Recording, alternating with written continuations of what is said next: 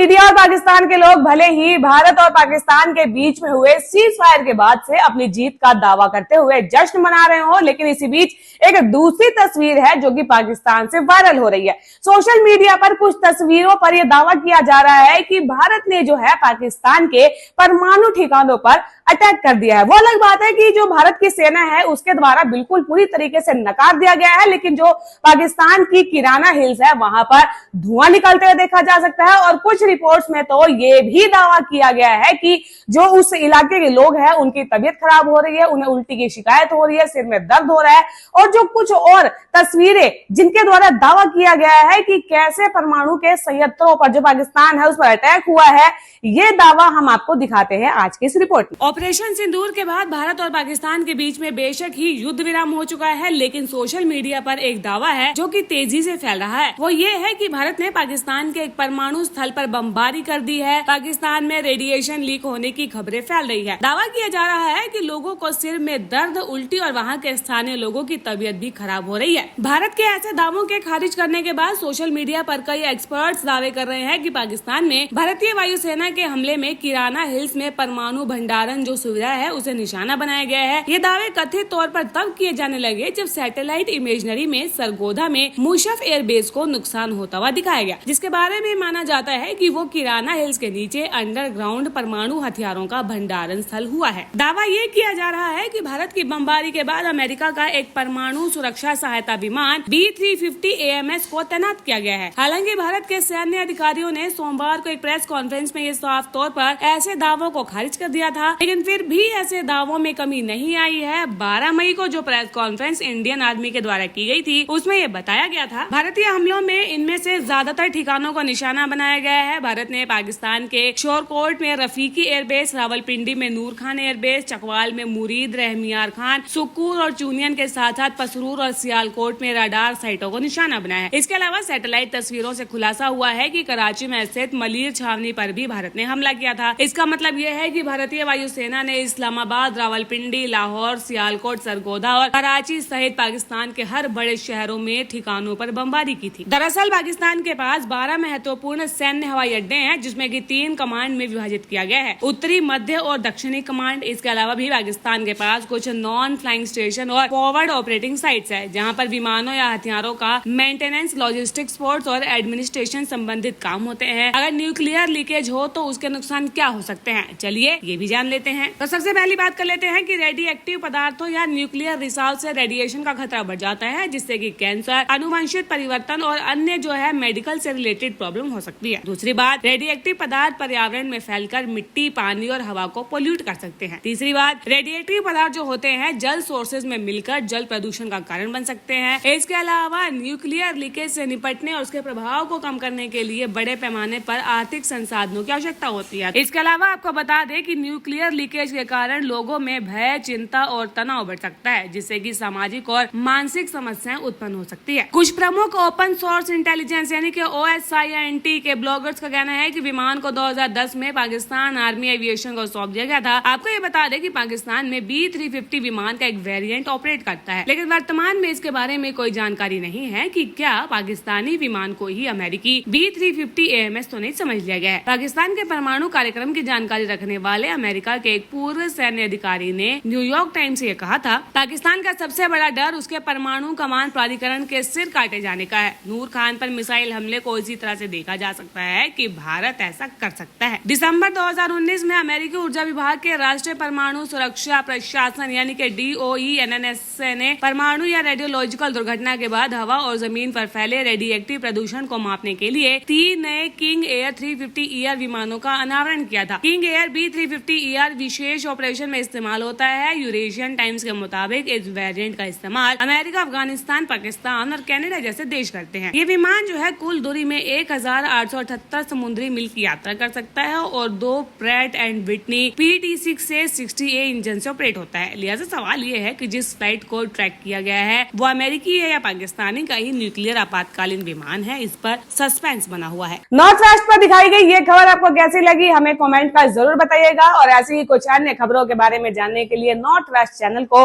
Like, share और subscribe करना बिल्कुल भी ना भूलें।